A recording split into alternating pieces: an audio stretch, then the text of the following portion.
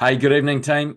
Just going to go through a little presentation about heart rate variability, or what's known as HRV, tonight, and how it can help with both not necessarily improving your performance, but managing your training so you can get the most out of your performance. So, what is HRV?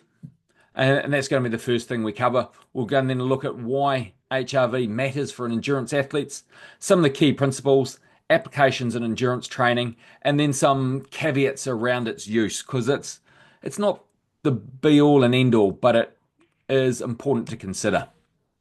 So firstly, what is HRV? Now, the heart rate variability is the variation in time between consecutive heartbeats. Now, if your heart is beating consistently, once per second, every second on the second, then that's nice and consistent throughout that whole minute. But if, say, you're doing 60 beats per minute, and the first 30 seconds it was averaging a second and a half, and then the second 30 seconds it was a lot faster, the consecutive heartbeats are going to be different. So heart rate variability is looking at the change in the time between those heartbeats, or the variation in those heartbeats. It's a good measure of looking at how your autonomic nervous system is functioning, specifically the balance between the sympathetic nervous system and the parasympathetic nervous system. So it's looking at your readiness to act versus your ability to rest and digest food.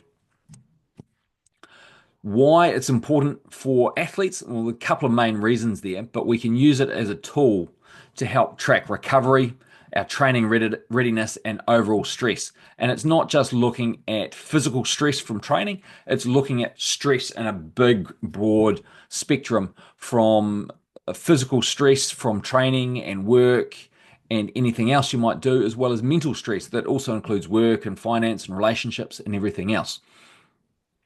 So when we're looking at the detail of it, the higher the HRV is, it's indicating better recovery, adaptability, and a rested state. And that's showing that variation between heart rates is relatively high, that gap in between, and you're getting a lot of oxygen pumped in a single beat. Looking at the lower HRV, it can signal fatigue, overtraining, illness coming on, or high stress. So we want to keep an eye out and have a look at that and track those. Some of the key principles. Now, there's five I've got there, and daily measurement is best because you're looking at it daily. You get to grow an overall picture of it. But it's important that you look at it at the same time each day. And I use first thing when I get up in the morning, I look using my Garmin, look at the overnight HRV that I had during my time while I was lying down sleeping. What was my HRV and how does that compare to normal? And I'll get into that a little bit. And it's important that don't just use something that shines a light from your phone onto your finger. They're notoriously bad. Make sure you use some quality product that's looking at your HRV, such as a Garmin, a Polar, a Whoop, an Oura Ring, products that are actually measure that rather than an app that shines your torch on your finger. Focus on trends, not daily fluctuations, because HRV can change from day to day. Look at and see whether your HRV is trending down or trending up. And Garmin does it really well. It shows a 7-day average. So that's a convenient tool for me to look at. Is my 7-day average at the low end of things, or is it up at the high end of things? Your HRV can vary from day to day for many reasons, and I'll cover them off in the fifth point there. But look at those long-term trends rather than saying, "Oh, my HRV's dropped today. I should do nothing today." It's not quite the solution. It might be you've just had a big day last night, the day before, or it might have been that you've consumed some alcohol, and so having a drop for one day is not a bad thing. If it comes back up the following day, that's all fine. Use your HRV to guide your training. If your HRV is climbing, getting higher and higher, it's time to include some longer or harder training sessions that give you a higher training stimulus. If your heart rate HRV is dropping down and is getting quite low, it might be an opportune time to look at some recovery or reducing intensity out of the workouts that are planned for that day. You can do that a number of ways. One is by decreasing the intensity, decreasing the time at the intensity, or increasing your amount of rest interval between those bouts of intensity. Individual baselines are very important. What is considered a low HRV for me might be totally different from what it is for Jess or for Gareth. Everyone's different, and you can't just sort of lump people into rule of thumbs. If it's over 60, it's good, or anything like that. Need to look at what is normal for that person. So it's important to track your HRV for a couple of weeks before you start using that data to make firm decisions. And as I said before, and I'll touch on this again, lifestyle factors influence your heart rate variability. How good a quality sleep you've had, your level of hydration, your nutrition, emotional stress, alcohol all have a direct effect on your HRV. It's overall part of a holistic measure of how well the body is coping with everything, not just your training. And it should be used as a part of a piece of a puzzle as opposed to exclusively. Look at it in consultation with a resting heart rate and other signs and symptoms. How do we apply that in endurance training? I sort of touched on preventing that overtraining. We can use it to help detect when stress or overall life stress is accumulating, and we'll see that within the HRV before we start getting more obvious signs and symptoms where we start getting ill or that sort of thing. We can use it to optimize tapering by monitoring how your nervous system is responding to the reduced load. We can manage that a little bit more across the period. We can also use it to track recovery after a race or after some intense blocks of training, or if we had a training camp or a specific period where we were trying to get into what's known as overreaching as opposed to overtraining. So we're pushing the boundaries, but we don't want to go over the boundary and fall off the cliff. We want to just hold near the surface or near the top of the hill, and make sure we pull back on that volume or intensity so that we can recover optimally. And we can also use it to personalize training loads to adjust the volume and intensity based on our recovery status.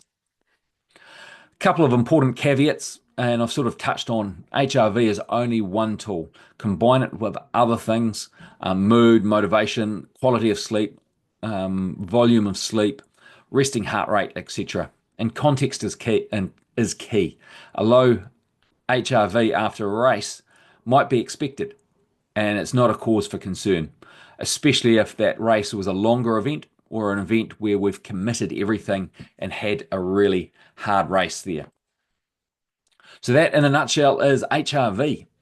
Any questions? We'll start with you, Jess, because you were first cab off the rank, beat Gareth there only by a few seconds. I don't really have any questions. It was actually quite interesting because I've always wondered what the HRV was because I've got it on my watch and when I first got it, I had no idea what it was, but I do notice it like sometimes being really high or really low, and also like not knowing what is normal. So like my average, like last night, I was like at 112. Yep. By chance, did you look at it after you'd raced in Christchurch last week? That was like a week ago, I think. I could probably see what it was a week ago. Um, You may find that it was a little bit lower as a result of your great performance. Now, yeah. chorus isn't one that I used in the examples there, but it certainly is it could have been on that list.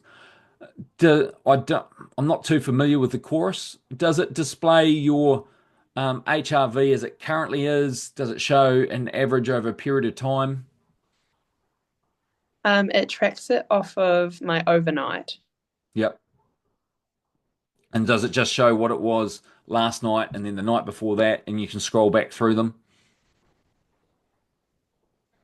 Yeah, pretty much. It gives me like the 7 day summary of the last week's worth of overnights. And Yep. then like has like a grayed out area of like where it should be high and low. Yep. So out of interest, was it low on Monday? Monday, slightly lower, yeah. Yep. And as we with your week, we haven't had too much intensity. It's been building back up, returning hopefully into towards the center of that range, maybe a bit past it to the higher end of it. Yeah, I seem to typically sit at the top end most of the time. Perfect. That's exactly where we want you to be. I imagine the day after your long run, it's a little bit lower, but hopefully not too low. Yeah, yeah, definitely. Perfect. That's exactly as it should be. Good. Yeah, that's all my questions for that. Awesome. No worries. We'll move on to Gareth. Any questions there, Gareth? I know prior to the call, I wasn't able to hear you. Hopefully, if you unmute, we'll be able to hear.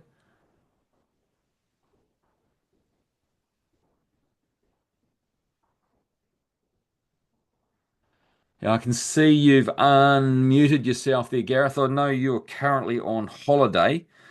Feel free to message, um, send me a quick message, and if you've got any questions, I can answer them. Hello? Oh, yeah, there we go.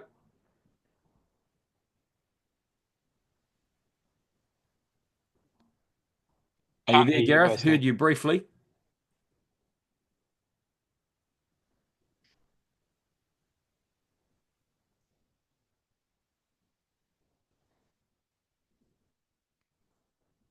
Okay, now it sounds like you're having some, I'll call it technical difficulties whilst on holiday. I know roughly where you're staying, and I know that the cell phone coverage ain't necessarily the best there. But if you can hear me, feel free to send a message through, and I'll happily answer that. Now, before we move on, Jess, any questions from you in general about training or anything else in general? Not too much. Obviously, I'm quite happy with how I performed considering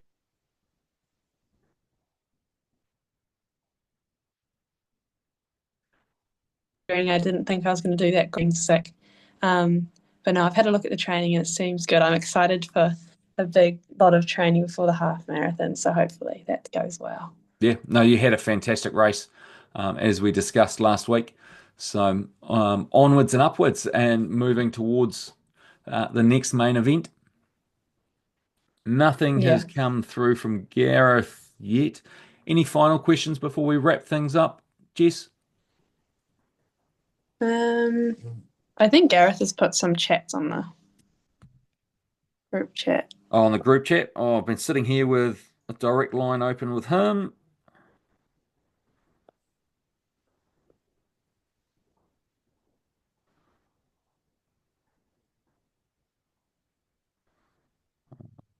Can't see them, but I've just got some bubbles coming up. Oh, check Zoom chat. Now we're moving past my technical ability. Chat. Oh, five. All right. Let's see what.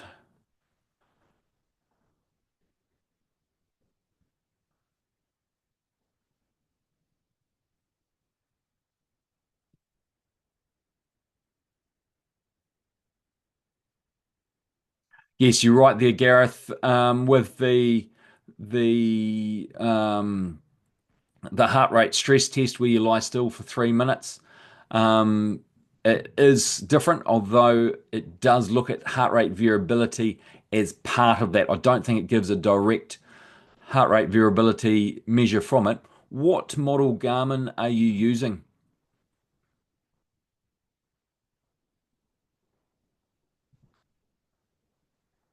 I see you've asked about to get an idea of the normal variability. Um, I don't have quick, easy access to some data. I do have some within Training Peaks, and I'll put that in the Facebook group, the VIP group for Qwik Kiwi athletes after this coaching call. But the key part of it is what is normal for me is not going to be normal for you or for Jess. Everyone's different.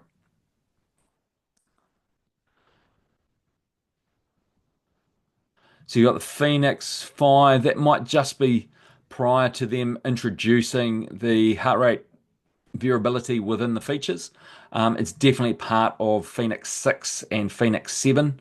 I'm just trying to remember. I think I had a Phoenix 5 at one point a few years back. I definitely had a Phoenix 6. So, yeah, it's on the more modern ones. I'm pretty certain it was on the 6 and might not have been on the 5. Any other questions from either of you before I wrap the call up? I'll just make a note to get some data as an example.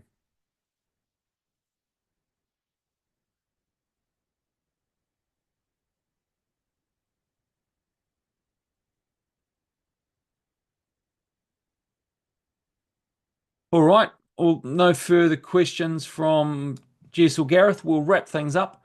I'll get that example data. I'll get a screenshot and I'll share that within the Qwik Kiwi Coaching VIP group on Facebook, and I'll also share a link to this coaching call so those that weren't able to make it for whatever reason can catch up on the topic. Anyway, thanks for joining us this evening. Ka kite anō. Have a fantastic one and have an amazing week of training. And if you're currently on holiday or about to go on holiday, travel safe and train hard. Thanks, Ray. Happy Easter, by the way. Oh yeah, true. Happy Easter, everyone. Um, I have had an Easter egg today, but Yay. just some of those half eggs wrapped up. Nothing too exciting. Better than nothing. Always can't deny some chocolate. Thank you. Sweet. See yous.